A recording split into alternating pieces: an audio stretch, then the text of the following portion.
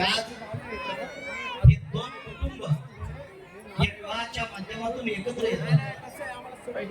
तर लग्न म्हणजे फक्त दोन जीवांपुरतं मर्यादित नाही, तर दोन कुटुंबाचा हा जिव्हाळ्याचा आणि पुढील वर्षानुवर्ष पिढ्या नातेसंबंध जपण्याचा हा सोहळा.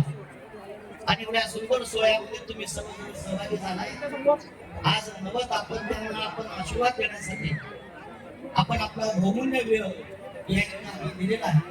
आपण सर्वजण या इथं उपस्थित राहिलात त्याबद्दल मी दोन्ही परिवाराच्या वतीनं, मी बंजारा समाजाच्या वतीनं तुम्हा सर्वांचं मनापासून पुन्हा एकदा स्वागत करतो. आज संत शिवालाल महाराज, माता जगदंबा आणि हमलाल मातांच्या शुभ आशीर्वादाने आणि योग किती सुंदर आहे बघा.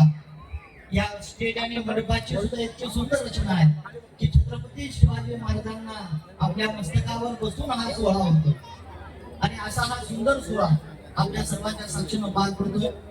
आज या सोहळ्याच्या माध्यमातून मी दोन्ही परिवाराच्या वतीनं आणि आज आपण सर्वांच्या वतीनं या नवदाम्पत्यांना मनापासून शुभाशीर्वाद देतो. त्यांचं नवीन आयुष्य, त्यांचं संपूर्ण पुढील वाटचाल या अत्यंत विश्वासानं, शांतीपूर्ण, समाधानानं, एकमेकांवर प्रचंड विश्वास ठेवून पुढच्या काळामध्ये त्यांनी त्यांचा सुखाचा संसार करावा, परमेश्वराने त्यांना भरभरून यश द्यावं, हाच आशीर्वाद मी पुन्हा एकदा तुम्हा सर्वांच्या वतीने देतो.